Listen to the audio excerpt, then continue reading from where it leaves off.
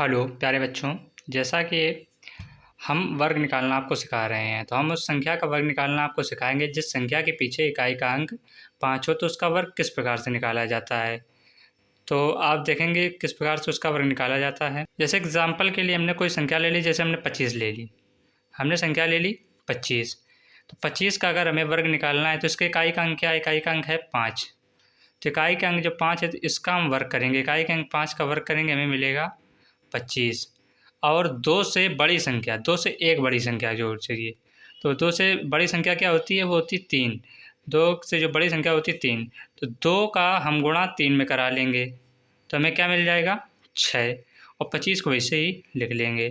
तो हमें इस प्रकार से 25 का वर्ग 625 प्राप्त हुआ। ये हमें याद रखना है कि जिस संख्या के इकाई का अंक 5 हो तब ये नियम लागू होता है।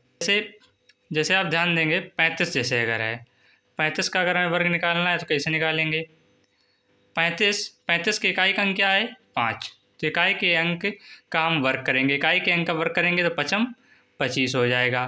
3 से बड़ी संख्या 4 होती है, तो 3 से बड़ी संख्या 4 होती है तो उसमें हम गुणा करा लेंगे, तो 4 त्याई 12, तो 12 और 25 को ऐसे लिख लेंगे, तो 35 का वर्ग में 12 25 प्राप्त हो जाएगा। थोड़ा और समझने के लिए जैसे हम एक संख्या थोड़ी बड़ी ले लेते हैं, हम ले लेते हैं 65।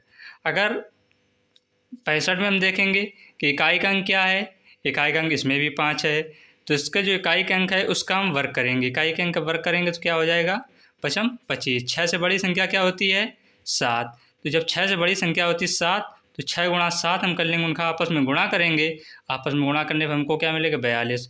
और 25 को वैसे ही लिख लेंगे, तो 65 का वर्ग हमें क्या प्राप्त हुआ? 42 25।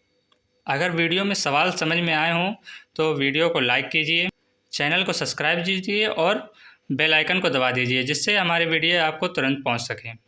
धन्यवाद।